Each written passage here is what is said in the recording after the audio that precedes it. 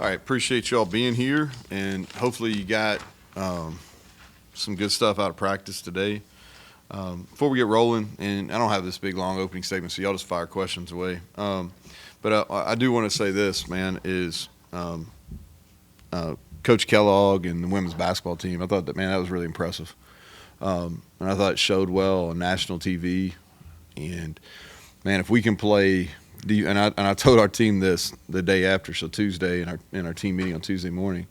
If we can play defense and we can show as much grit and toughness as those women did this season, then we're going to be in pretty good shape. So not the result we wanted, but man, did they represent us in the right way? So I wanted to make sure, and then meet Coach DeVries tomorrow. Looking forward to that, and I'll be at the press conference, and then we're going to spend some time together. So welcome him and his family to Morgantown. This has been a fun group to coach so far. Guys are excited. It's good energy. Like today and Monday, it's 2A in touch. So you've heard me say this. Like I don't know what we get at. I don't know what we can learn until Friday. So Friday we're going to start playing some real football. So, but with that, I'll take questions. Two things. Can you get fined for complaining about somebody else's officiating? Nope. That's not as far as I know. Not as far as I know. Like that was, that was crazy. But it wasn't like we weren't taking it to the rim either, right? So obviously, you can't understand a lot of things that's happening until you get pads on. But observations so far through 2 days, what have you? Yeah, fun group to coach. They're allowing us to coach them, which I think is important. We've got more depth defensively at our mid and our skill positions, linebacker and secondary, which I think we're going to be better. I don't know when, but we're going to be better. It's just, when is that going to happen? It's going to take us a while to get some repetitions within our scheme. I think our young receivers have taken a step. I felt like that in the winter. They've worked really hard collectively as a group. They're taking a step. I thought Nico, where Garrett wasn't here on Monday, Nico, I think, has a chance to be one of our most improved players. He took all the reps and really handled it well, matured, like pre-snap process and those type of things are much improved. So I was really impressed with his preparation and excited to see kind of as he continues to mature. Different operationally having two experienced quarterbacks out there and running. Yeah, no doubt, John. It is, and they're each of them, they're ready to take the next step. We talked about Garrett quite a bit a couple weeks ago in the press conference as far as just what he needs to do to take the next step. But I'm just as intrigued to see the next step for Nico. He's been patient, and I think he's ready to take a significant jump. And he's worked extremely hard, hardest he's worked to this point. And so it does. What we always go back, so like we have winter and then spring and then summer and then fall camp. And each one of those phases, we always start back at the foundation for the offense. And so, but what happens is you can get to your second and third, the 200, 300 level types of teaching a lot faster when you have the experience at quarterback that we do. Garrett said he seen some inconsistencies in his dropbacks that he thought, maybe it hampered his completion percentage. Can you just add a little more on that? Maybe some of the things that he's specifically trying to improve upon? Yeah, what we talked about is he's got to take ownership of his own personal development. And so, and I think that's just a piece of growth. And we talked about it a little bit the other day. So right after the season, and he didn't play, like he played okay in the bowl game, but not to the level that I expect him to play and not to the level that he expects to play. And so what I had him do is make a cut up of his best throws and his worst throws, and then really look for consistencies. What happens with his feet and his release when the ball is where it's supposed to be, and it's a really positive throw and a positive result. And the flip side of that, what are some commonalities that occur when the ball's off the mark or it's a poor throw? And he did that. And again, he's got a personal kind of quarterback coach that he works with, and that's really about the fundamentals. The best way I can it's no different than my daughter who plays softball, she has a hitting instructor that's outside of both her travel team and her high school team that she plays for. And so he has a quarterback instructor, a throwing instructor, and really we're working together, like us, the instructor, and Garrett, to help him be better. And we're 3 months into it.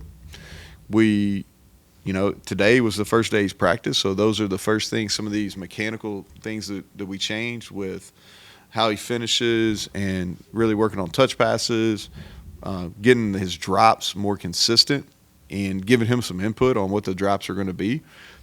So today was the first day under a little bit of pressure, not game-type pressure, but a little bit of pressure in a competitive situation where he's had to execute that. And there's going to be some ups and downs. Sometimes you go backwards before you go forwards when you're making some significant changes. But we know, I just want him to be better when we start in August. When we start fall camp, I think that's when he needs to be significantly better, and I think he's on a path to get there. We had a lot of people talk about Bray in particular and how Aubrey said that he looks like a quote-unquote guy so far. You already can see that. What have you seen in him so far? Any of the newcomers that are here, what have you seen in them early on so far that jumps out at you, good and bad? Yeah, offensively, let's start up front. Xavier Bosley's got some really raw tools. And, again, it's harder for the O-line, D-line to really practice when we don't have pads on. But I like his athleticism. Jaden Bray had a great day today. There's always a big jump because so today was Jaden's second practice with us. The first practice for all those transfers, they know they came to play, right? That's why he transferred, to come to play. And they put pressure on themselves, and everything's new. So, where to go, what to do, new reps and schemes. So they're all anxious, and usually there's a big jump between practice 1 and practice 2. And Jaden had that today. The thing that's really impressed with me, he's extremely humble, and he's had success at Oklahoma State. He knows that he's capable and talented enough to have a lot more success, and he's came and he's really worked extremely hard. He's a natural ball catcher. He's a really good football player. When we do special teams, he does some things on our coverage units that a lot of wideouts don't do, and so that's a credit to what he did at Oklahoma State, but also a credit to high school and where he's from in Oklahoma. But those are the things that really have stuck out to me, is humility and just his ability as an overall football player, not just a receiver. And he can run, and he's put on some good weight. He'll continue to do that. And then defensively, Garnett and Jaheim, they didn't have the conditioning background that the rest of our guys did leading into spring ball. And so we're watching their reps. But I thought they both made some plays today and showed up probably in the pass game a little bit more today. TJ Crandall, he's still, this is his second semester. And so a lot of times we get transfers, we get them older. And so I always got to and I was telling Shadon this in our staff meeting this morning. I was like, hey, remember now, this is his second semester. And so he's very much in the learning process, but he made a couple of really nice plays today.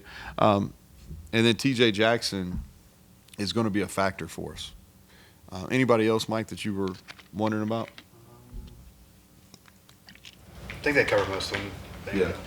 Reed Carrico Yeah, that would be had a nice first day, and I like how he plays. Plays very under control. I think this defense is going to fit his skill set more so than the defense he played at Ohio State. And they play at a high level. I think just from a schematic system standpoint, I think we're a better fit. Curious, would a Neal Brown 10 years ago be as receptive to having outside help for Garrett as you are today?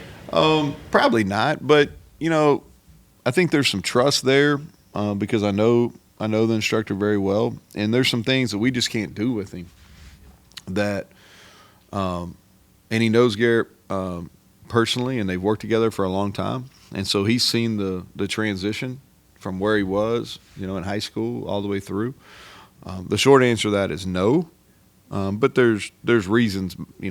I've matured myself, but yeah, absolutely. That's the game's changed that way, and I see the benefits of it as well.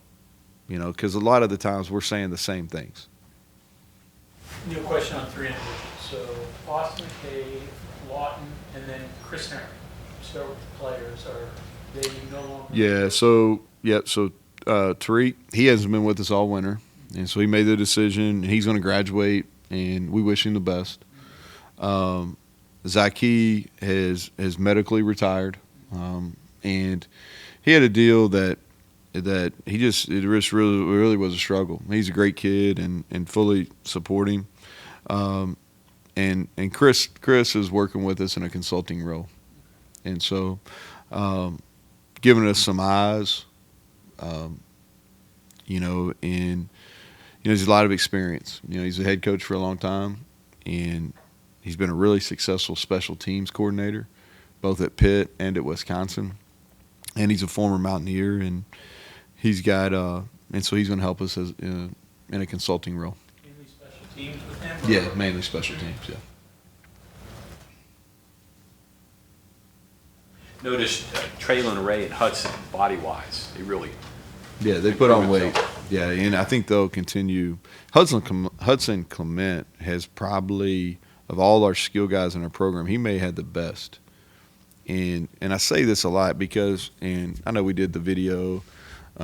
Did you ask Garrett about his feature film we had? I had to really hang in there for 7 minutes now. He. What's that say for your attention span? Yeah, probably I'm about on par with most.